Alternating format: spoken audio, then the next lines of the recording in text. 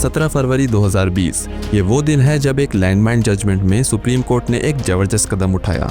उन्होंने रूलिंग दी कि Indian army की सभी वुमेन ऑफिसर्स परमानेंट कमीशंस और कमांड पोस्ट के लिए एलिजिबल होंगी। और फिर 2023 में सुप्रीम कोर्ट के ऑर्डर्स के मुताबिक इंडियन आर्मी ने पहली बार 108 वुमेन ऑफिसर्स को कर्नल रैंक तक प्रमोट करते हुए कमांडिंग ऑफिसर्स बनाया। लेकिन हाल ही में ईस्टर्न कमांड के GOC in C को लिखे गए एक लीक्ड लेटर ने खूब हवा बना दी है।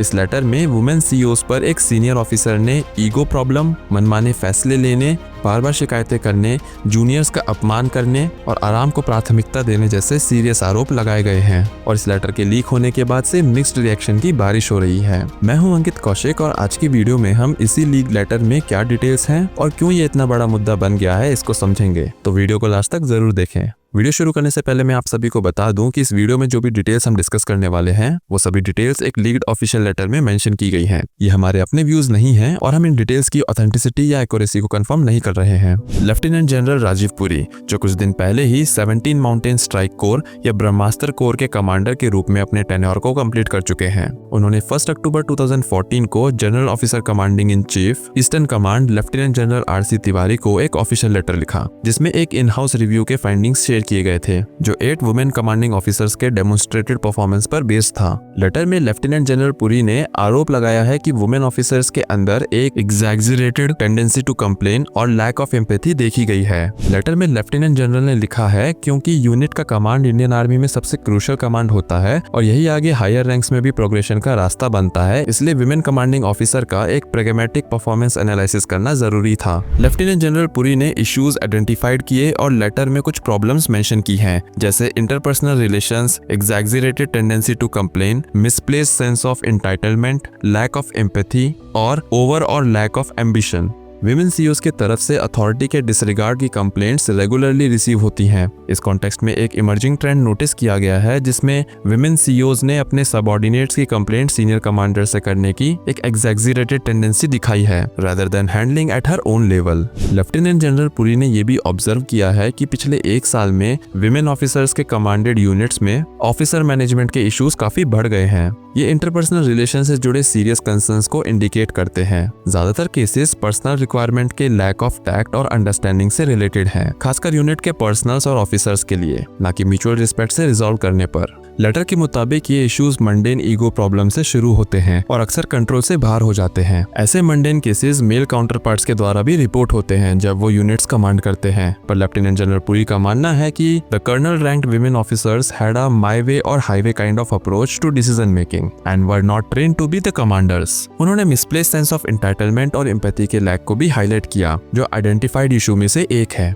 उन्होंने कुछ इंसिडेंट्स भी अपने लेटर में मेंशन किए हैं, जैसे एक महिला कमांडर ने अपने सूबेदार मेजर यानी SM को ये ऑर्डर दिया था कि जब भी वो आए SM ही उनकी गाड़ी का दरवाजा खोले। इवन जब तक SM दरवाजा खोलने नहीं आता वो फीमेल ऑफिसर अपनी गाड़ी में ही बैठी रहती है। दूसरे केस में एक विमेन CEO के घर के गेट को सुबह 6 बजे खोलने के लिए किसी इंडिविजुअल को भेजने की बात हुई जब मैम मॉर्निंग वॉक पर जाएं। कोई ये आर्ग्यू कर सकता है कि पास्ट में मेल काउंटर पार्ट्स ने भी ये टेंडेंसी दिखाई हुई है, लेकिन विमेन CEOs के इन्वॉल्व होने का शीर प्रोपोर्शन इस बात की तरफ इशारा करता है कि ये एक ट्रेंड है, एक्सेप्शन नहीं। लेफ्टिनेंट जनरल पुरी ने लेटर में ये भी लिखा है कि कई मौकों पर महिला CEOs अपने जूनियर्स को अपमानजनक तरीकों से संबोधित करती हैं, जिसके चलते कई यूनिटों का माहौल खराब हुआ है। आगे उनके लेटर में ये भी मेंशन है कि वे जूनियर्स के कामों का श्रेय लेती हैं, अपनी टीम से बातचीत किए बिना खुद ही सारे निर्णय लेने पर यकीन करती हैं, वे अपने काम करने के तरीके पर ही ज्यादा जोर देती हैं। ये सब लेटर में मेंशन किया गया है। वहीं एक इंडियन आर्मी ऑफिसर ने इस सो कॉल्ड चैलेंजिंग को टीथनिंग इशू कहा है, क्योंकि ये पहली बार है जब किसी विमेन ऑफिसर्स कमांड रोल में है।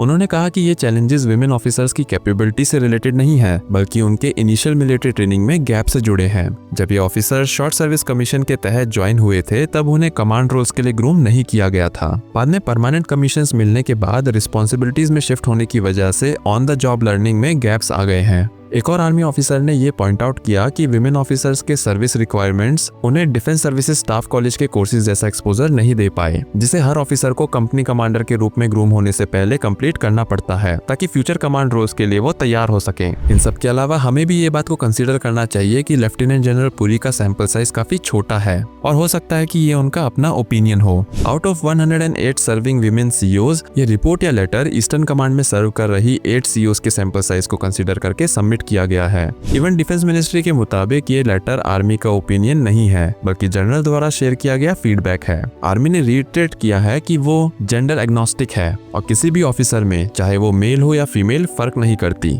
इसके अलावा लेफ्टिनेंट जनरल पुरी ने लास्ट में ये भी कहा है कि हमें जेंडर इक्वलिटी के जगह जेंडर न्यूट्रलिटी पर जोर देना चाहिए। महिलाओं को समान अधिकार देने के बजाय महिला पुरुष में भेदभाव किए बिना शक्तियां दी जानी चाहिए। बाकी आपका इसको लेकर क्या ओपिनियन है, कमेंट सेक्शन में शेयर करें। और अगर आपको ये वीडियो पसंद आई है तो अपने दोस्तों के साथ जरूर शेयर करें। मिलते हैं अपनी अगली वीडियो में एक नए और इंटरेस्टिंग टॉपिक के साथ। जय हिंद।